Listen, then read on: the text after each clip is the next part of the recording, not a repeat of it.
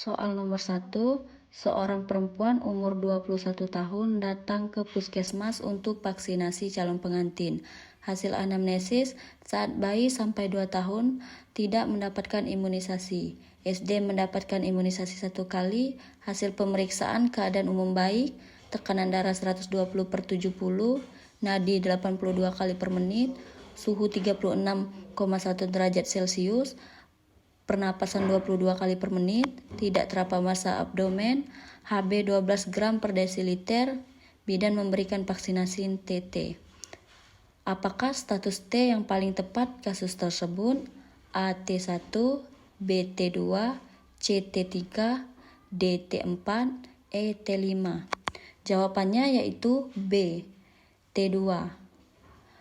Pembahasan, yaitu calon pengantin perempuan perlu mendapatkan imunisasi TT untuk mencegah dan melindungi diri terhadap penyakit tetanus, sehingga memiliki kekebalan seumur hidup untuk melindungi ibu dan bayi dari penyakit tetanus. Kriteria penentuan status imunisasi TT adalah sebagai berikut. Bila waktu bayi terbukti pernah mendapatkan imunisasi DPT HB HIB1, maka dicatat sebagai T1. Kemudian mendapatkan DPT HB HIB2, maka dicatat sebagai T2. Kemudian mendapatkan DPT HB HIB pada usia baduta, maka dicatat sebagai T3. Sehingga pemberian DT dan TD di sekolah dicatat sebagai T4 dan T5. Bila tidak terbukti pernah mendapatkan suntikan DPT HB HIB pada waktu bayi dan baduta, maka DT dicatat sebagai T1. Soal nomor 2, seorang perempuan datang bersama suaminya ke rumah sakit untuk melakukan pemeriksaan.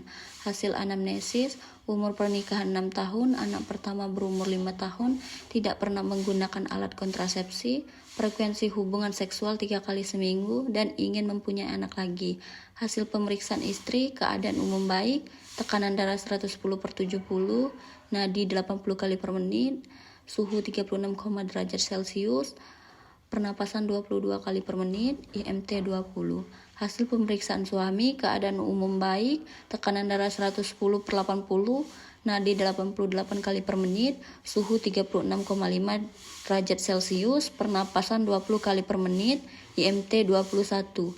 Apakah diagnosis yang paling mungkin pada kasus tersebut? A. Tumor uterus, B. Kanker uterus, C. Kista ovarium, D. Infertilitas sekunder, E. Gangguan reproduksi. Jawabannya D. Infertilitas sekunder.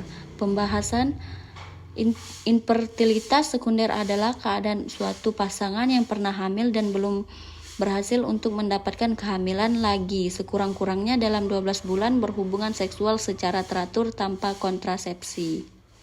Soal nomor 3, seorang perempuan umur 26 tahun datang ke TPMB ingin merencanakan kehamilan pertamanya. Hasil anamnesis, menikah 1 bulan yang lalu, siklus haid teratur, keputihan berwarna jernih. Hasil pemeriksaan, keadaan umum baik, tekanan darah 110/70, nadi 80 kali per menit, suhu 37,5 derajat Celcius, pernapasan 20 kali per menit, leukorea fisiologis. Apakah faktor penyebab pada kasus tersebut? A. Cara cebok yang salah, B. Peningkatan hormon estrogen, C. Penurunan hormon progesteron, D. Kebiasaan menggunakan panty liner, E. Terlalu sering menggunakan sabun sirih. Jawabannya yaitu B. Peningkatan hormon estrogen. Pembahasannya, keputihan berwarna jernih yang pada kasus tersebut termasuk fisiologis, terjadi pada masa subur atau ovulasi. Hal ini disebabkan karena adanya peningkatan hormon estrogen.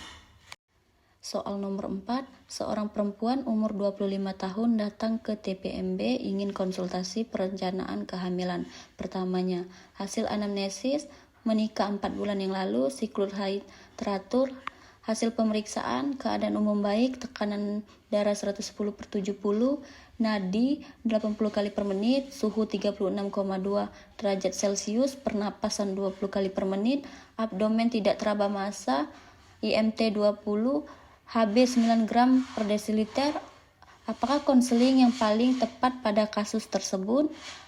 A. Membiasakan olahraga. B. Mengkonsumsi tablet Fe. C. Melakukan istirahat cukup. D. Mencapai berat badan ideal. E. Menjaga pola makan seimbang. Jawabannya B. Mengkonsumsi tablet Fe. Pembahasan pada kasus tersebut, perempuan mengalami anemia ringan, Hb 9 gram per desiliter, sehingga disarankan mengkonsumsi tablet Fe untuk meningkatkan kadar hemoglobin dalam darah. Soal nomor 5, seorang perempuan umur 23 tahun datang ke TPMB ingin konsultasi perencanaan kehamilan. Hasil anamnesis, menikah 1 bulan yang lalu, siklus haid teratur, hasil pemeriksaan, keadaan umum baik, tekanan darah 110/70, nadi 80 kali per menit, suhu 36,2 derajat Celcius, pernapasan 20 kali per menit, abdomen tidak teraba massa, IMT 20, Hb 12 gram per desiliter, bidan memberikan asam folat. Apakah manfaat suplemen pada kasus tersebut? A. Meningkatkan kesuburan. B. Mencegah terjadi anemia. C. Mencegah terjadi abortus.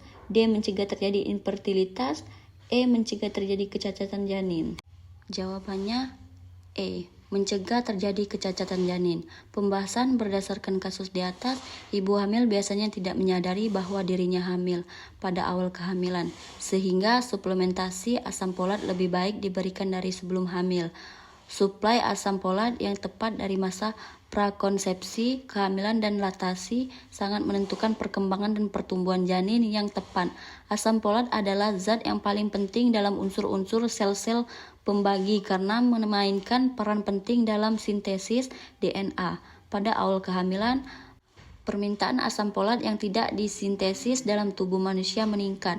Asam folat yang dapat dipenuhi melalui pasokan makanan yang kaya asam folat hanya sekitar 150-250.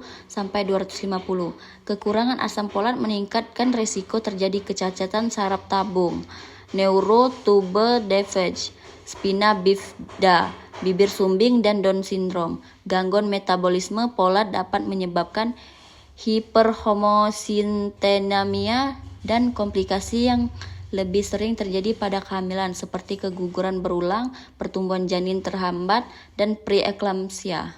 Soal nomor 6, seorang perempuan umur 25 tahun, G1P0A0, hamil 30 minggu, datang ke TPMB dengan keluhan susah BAB.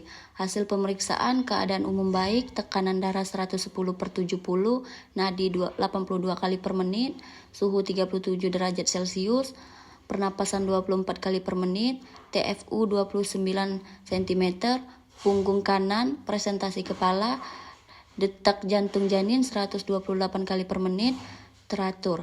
Apakah konseling yang paling tepat pada kasus tersebut? A. Makan sedikit tapi sering. B. Konsumsi makan berlemak. C. Makanan yang berserat.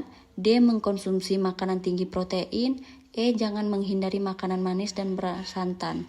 Jawabannya C. Makan makanan yang berserat. Pembahasan ketidaknyamanan pada ibu hamil trimester 3 salah satunya adalah konstipasi.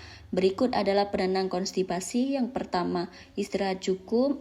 2. Mengatur pola defekasi. 3. Makan makanan berserat. 4. Asupan cairan yang adekuat. 5. Minum air hangat saat bangun tidur untuk merangsang peristal. Soal nomor 7, seorang perempuan umur 29 tahun, G2P1A0, hamil 36 minggu, datang ke TPMB diantar suaminya dengan kondisi tidak sadar. Hasil anamnesis, saat di rumah ibu mengalami kejang-kejang. Hasil pemeriksaan, keadaan umum lemah, kesadaran somnolen, tekanan darah 160/110, nadi 100 kali per menit, suhu 36,4 derajat Celcius, pernapasan 16 kali per menit, detak jantung janin 165 kali per menit, tidak teratur, tinggi fundus uteri 32 cm, presentasi kepala, punggung kanan, edema pada wajah, tangan dan kaki, protein urin plus. Apa diagnosa yang paling mungkin pada kasus tersebut? A. Eklamsia. B. Preeklamsia berat. C. Preeklamsia ringan. D. Preeklamsia sedang. E. Hipertensi gestasional. Jawabannya A. Eklamsia.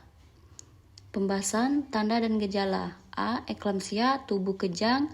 agitasi parah seperti stres dan depresi, tubuh tidak sadarkan diri, adanya protein di dalam urin atau dikenal sebagai proteinuria. Tekanan darah meningkat di dalam tubuh sekitar di atas 160 per 110. Odem pada wajah, tangan dan kaki, kelanjutan dari preeklamsia. B. Preeklamsia ringan, kehamilan sudah berusia di atas 20 minggu, tekanan darah lebih dari 140 per 90, ditemukan 0,3 gram protein dalam sampel urin yang diambil dalam tempo 24 jam. Tidak ada tanda masalah lain yang ditemukan pada ibu hamil. C. Preeklamsia sedang, tekanan darah lebih dari 160 per 110, tanda kerusakan hati, mual dan muntah disertai sakit perut. Terdapat protein pada urin lebih dari 5 gram dalam 24 jam. Terganggunya perkembangan janin secara signifikan, bengkak pada telapak tangan, pergelangan kaki, wajah, serta tangan karena adanya retensi cairan edema, sakit kepala berat, terganggunya penglihatan dan rasa nyeri tepat di bawah tulang rusuk. D. Hipertensi gestasional, tekanan darah tinggi pada saat usia kandungan di atas 20 minggu. Tidak ada protein di dalam urin, sakit kepala pusing, edema pembekaan, penglihatan kabur atau buram, mual dan muntah berlebih, sakit di bagian kanan dan perut, buang air kecil semakin sedikit terjadi pada saat kehamilan. Soal nomor 8, seorang perempuan umur 38 tahun, G4, P2A1 datang ke TPMB dengan keluhan badan panas tinggi, sakit perut bagian bawah dan mengalami perdarahan. Warna merah kehitaman, hasil anamnesis, menggugurkan kandungan ditolong oleh dukun 9 hari yang lalu, hasil pemeriksaan keadaan umum lemah, konjungtiva pucat, tekanan darah 90 per 60, nadi 88 kali per menit, suhu 39 derajat Celcius, pernapasan 28 kali per menit, pendarahan berwarna merah kehitaman. Apakah diagnosa yang paling mungkin pada kasus tersebut? A. Abortus komplit, B. Abortus insipient, C. Abortus imminent, D. Abortus habitualis, E. Abortus incomplete. Jawabannya E. Abortus incomplete. Pembahasan berdasarkan keluhan yang dialami, diagnosis yang paling tepat adalah abortus incomplete karena perempuan mengatakan sudah 9 hari yang lalu melakukan aborsi dibantu oleh dukun sehingga ada kemungkinan masih adanya sisa hasil konsepsi. Tanda-tanda abortus incomplete yaitu 1. Dapat terjadi degenerasi ganas, 2. Perdarahan berlangsung terus, 3. Disertai infeksi dengan suhu tinggi, 4. Ditandai dengan keluhan sebagai hasil konsepsi dari uterus. Soal nomor 9, seorang perempuan umur 39 tahun, G2, P1A0, hamil 37 minggu, datang ke puskesmas dengan keluhan nyeri perut menjalar sampai ke punggung secara tiba-tiba.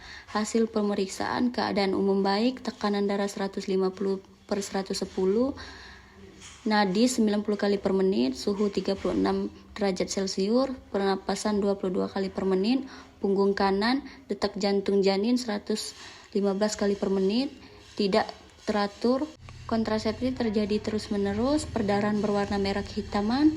Apakah diagnosa yang paling mungkin pada kasus tersebut? A. Placenta previa, B. Molahidatidosa, C. Solusio placenta, D. Abortus imminent, E. Kehamilan ektopik. Jawabannya C. Solusio placenta. Pembahasan Solusio placenta, nyeri perut atau punggung yang datang secara tiba-tiba. Kontraksi rahim yang terjadi terus-menerus, rahim atau perut terasa kencang, perdarahan ringan yang sesekali terjadi, cairan ketuban sangat sedikit. Soal nomor 10, seorang perempuan umur 29 tahun, G1, P0A0, hamil 32 minggu, datang ke TPMB dengan keluhan sakit kepala. Hasil anamnesis, keluhan menetap dan tidak hilang setelah istirahat, pandangan mata kabur, bengkak pada tangan dan wajah, nyeri ulu hati. Hasil pemeriksaan keadaan umum lemah, tekanan darah 180 per 120, nadi 88 kali per menit, suhu 36,5 derajat Celcius, pernapasan 20 kali per menit, refleks patella positif, protein urin, dan memberikan injeksi MGS-O4 secara intravena. Pasien akan dilakukan rujukan. Berapakah dosis terapi awal yang paling tepat pada kasus tersebut? A. 40% 2 gram dalam larutan 10 cc, B 40% 6 gram dalam larutan 15 cc, C 20% 4 gram dalam larutan 10 cc, D 20% 6 gram dalam larutan 15 cc, E 40% 4 gram dalam larutan 10 cc. Jawabannya E 40% 4 gram dalam larutan 10 cc. Pembahasan dosis awal dan syarat pemberian MGS4 pada pasien praeklamsia. 1. Memberikan MGS4 40% 2 gram dalam larutan 10 cc secara intravena. Bila terjadi kejang ulang, berikan lagi 2 gram MGS4 40% dilakukan dalam Aquades 10 cc secara intravena 10-15 menit. 2. Memberikan MGS4 40% 6 gram dalam larutan 15 cc secara intravena dosis lanjutan, atau memelihara 6 gram MGS4 40% 15 cc dimasukkan dalam 1 botol 500 cc. Larutan Riger dextrose 5% diberikan per infus dengan tetesan 28 tetes per menit atau habis dalam 6 jam. 3. Memberikan MGS4 20% 4 gram dalam larutan 10 cc secara intravena. 4. Memberikan MGS4 20% 6 gram dalam larutan 15 cc secara intravena. 5. Memberikan MGS4 40% 4 gram dalam larutan 10 cc secara intravena. Dosis awal diberikan MGS4 40% 4 gram di larutan dalam Aquades 10 cc secara intravena 10-15 menit. 6. Syarat pemberian MGS4 refleks patella normal, respirasi 16 kali per menit, produksi urin 4 jam sebelumnya 100 cc, respirasi 16 kali per menit.